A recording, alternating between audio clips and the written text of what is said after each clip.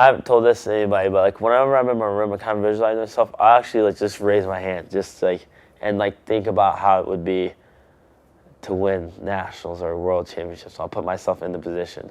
7th grade or 8th grade, I remember I started doing this. I'd like shake the dude's hand, raise a hand, David Carr, state champ.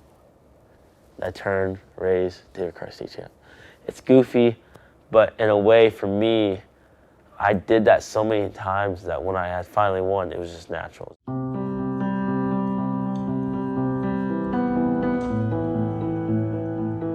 I write down 5 times every day. So before the cadet world team, this is like sophomore year. And then things how I wanted to feel when I was going to compete. So I wanted to feel strong, I wanted to feel fast, I wanted to feel slick. I am David Carr.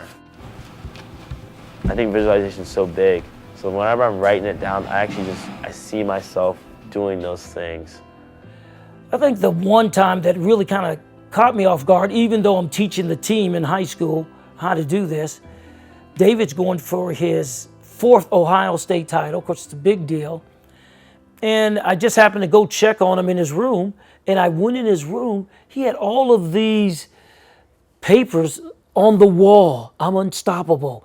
Columbus is my favorite place. And I was just walked into his room. I was just like, wow. It just got, you know, he's actually doing what I was telling everybody to do. This is after he won his 2nd national title. So this is by far, like, I always say it's super old, but I always like that just because he's in Iowa State, so like he's wrestling Kenny Monday. At first, when you're a little kid, like it's kind of cool. Like you always everyone wants to be like their dad. So at first, I was like, dude, that's pretty cool. You know, I am Nate Carr's son. He's an Olympian. It's cool. And I saw people interacting with my dad, and they loved talking to my dad. They loved learning from, and I was just like, I want to have that for myself, kind of. I just want to have like a little taste of it. I remember my first interview from Flo. The only thing they kind of talked about was just my family. Kind of just like the legacy of Nate Carr and the legacy of my family. And I love the Carr legacy, but I kind of wanted to build my own little path. So I'm wrestling for myself and I'm wrestling for God, and I want to glorify Him through my accomplishments. And I kind of just found a newfound self.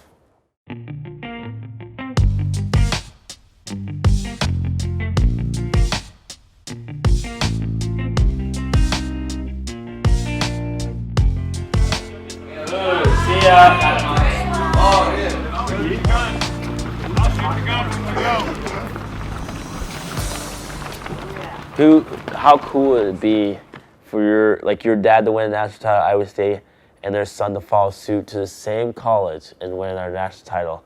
That doesn't happen too much. So I think that's another reason why I love Iowa State is just this is where my family, like my mom, dad, brother, all these people went here. So winning a national title won't just be for me, it'll be for the Carr legacy and be for Cyclone Nation. So that's I kind of like that now. But he's that type of kid. Just on the teams that he's been on, he's always encouraging. That's what I'm proud of most. That he's going to be a great teammate. He's going to be behind his team. He wants to win. He wants everybody to win. I think that's really quality. You don't always get that. You can get a good guy, but is it a guy that's going to help out his team? Oh my God.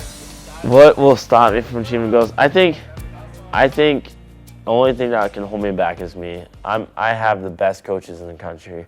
I have a great support system with my dad and my mom being here.